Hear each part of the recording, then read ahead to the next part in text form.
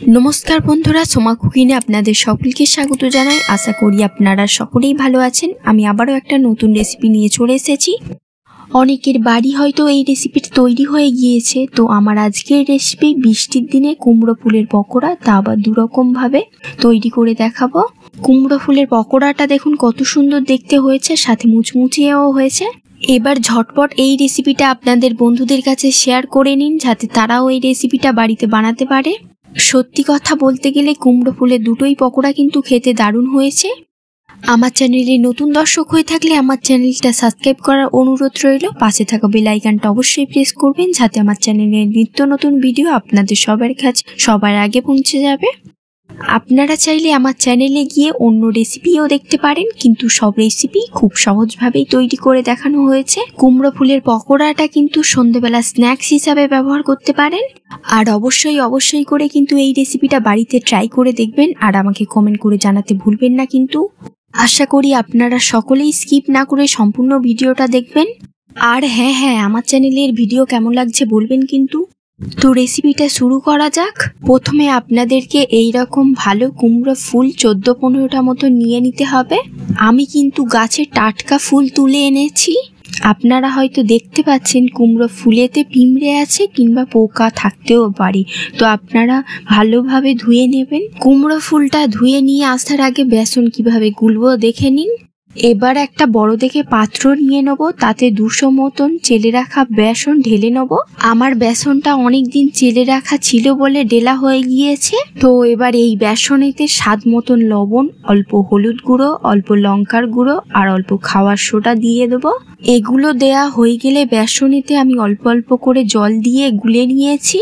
আমি মগ থেকে অল্প করে বেসনে জল দিয়েছি, তাই আমি পরিমাণ মতন বলতে পারবো না, তবুও বলবো ছোট গ্লাসের 1 গ্লাস মতন জল হয়ে যাবে হয়তো, তো আপনারা দেখে নেবেন। বেসনটা গোলার সময় লক্ষ্য রাখবেন ডেলা অংশ যেন না থাকে। এবার বেসনটাকে ভালো করে ফেনিয়ে নিতে হবে। এবার দেখুন বেসনটা অনেকটাই গুলে গিয়েছে, একদম কিন্তু মিহি হয়ে গিয়েছে আর অল্প কিন্তু ফুলে গিয়েছে। এবার বেসনটাকে আরো ফোলার জন্য কিছুক্ষণ রেখে দিন। ততক্ষণে আমরা ধুয়ে রাখা কুমড়োর ফুলটাকে পকোড়ার জন্য কেটে নেবো। চলুন, প্রথমেই বলেছি কুমড়ো ফুলের পকোড়া দুরকম হবে, তো দুরকম ভাবে কেটে নেবো। একটা ফুল গোটা রাখবো আর আরেকটা ফুল ঝুড়ো ঝুড়ো করে নেবো। ভিডিওয় যেমন দেখাচ্ছে তেমন ভাবে এই ফুলটা কেটে নিন। আপনারা হয়তো দেখতে পাচ্ছেন কুমড়ো ফুলের মাঝখানে যে একটা ফুল আছে ওটাকে টেনে বের করে নেব। এবার কুমড়ো ফুলের পিছনে যে বড় ডান্ডি আছে সেটা ছোট করে কেটে নেব। এটা কিন্তু কুমড়ো ফুলের গোটা পকোড়া হবে, তো আমি বাদবাকি সব করে নিয়েছি। এবার আরেকটা পকোড়া করার জন্য কুমড়ো ফুলটা কেমন ভাবে কাটবো দেখে নিন। এবার আরেকটা ফুল মাঝখান দিয়ে এরম ভাবে ছিঁড়ে নেব। নিয়ে এবার কুমড়ো ফুলের একটা করে পাপড়ি ছিঁড়ে নেব। এবার এরকম ভাবে ঝুড়ো ঝুড়ো আমি করে রেখে দিয়েছি। আপনারা হয়তো দেখতে পাচ্ছেন। আপনারা কোথায় থেকে আমার ভিডিও দেখছেন অবশ্যই কিন্তু কমেন্ট করে জানাবেন। কুমড়ো ফুলের পকোড়া দুরকম ভাবে করে দেখিয়ে দিলাম। আজকের আমার ভিডিও সহজ হয়েছে কিনা কমেন্ট করে বলবেন কিন্তু। ভিডিওটা ভালো লাগলে দেখলে হবে না, বাড়িতে করতে হবে কিন্তু। যাই হোক, ভিজিয়ে রাখা বেসনটাতে এবার কালো জিরে দিয়ে দেবো। অল্প করে কালো জিরে দিয়েছি। এবার কালো জিরেটা বেসনের সাথে একটু নেড়ে নিলেই তো হয়ে যাবে। এবার কড়াতে তেল দিয়ে ভালো করে গরম করে নিন। এদিকে গোটা কুমড়ো ফুলটাকে বেসনেতে এপিট ওপিট ভালোভাবে চুপিয়ে নিন।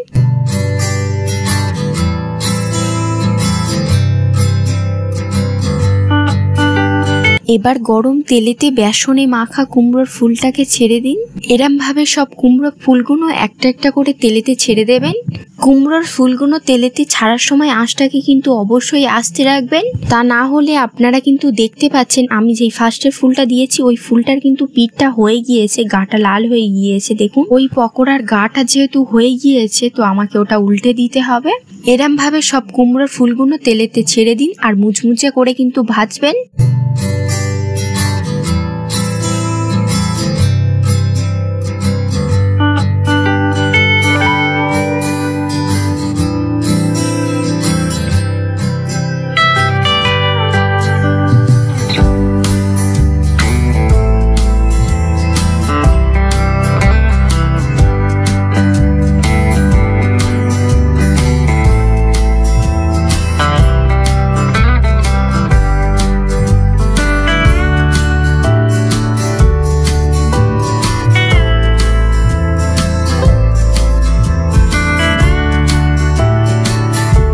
এইবারের দিকে কুমড়োর পকোড়াগুলো কিন্তু মচমচে করে ভাজা হয়ে গিয়েছে। তেলটা এবার ঝরিয়ে নেব।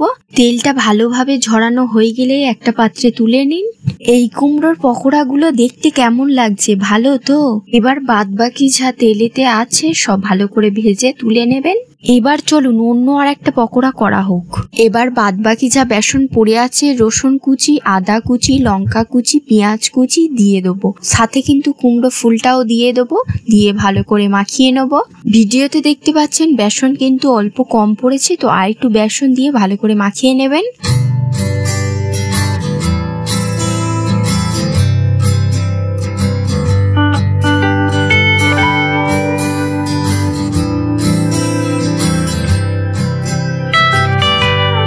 এবার গরম তেলেতে ছোট ছোট পকোড়ার মতন করে দিয়ে দেবো কুমড়ো ফুলটা। এরম ভাবে সব কুমড়ো ফুলগুলো অল্প অল্প করে দিয়ে দিন। আমি আর কুমড়ো ফুলেতে বেসন মাখাইনি বলে কিন্তু ঢেলকা হয়ে গিয়েছে, আপনারা দেখতে পাচ্ছেন। কিন্তু অবশ্যই করে কিন্তু আপনারা কুমড়ো ফুলটা ঢেলকা মনে হলে বেসন মাখিয়ে নেবেন।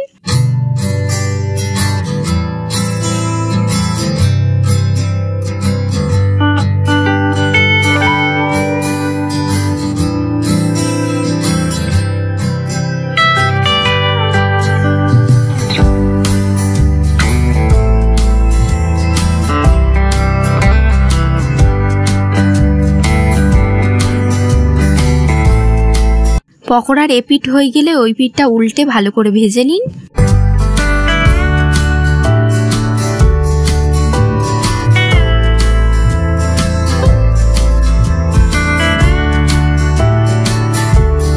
পকোড়াটা ভালোভাবে ভাজা হয়ে গেলে তেলটা ঝরিয়ে নেব, নিয়ে একটা পাত্রে তুলে নেব।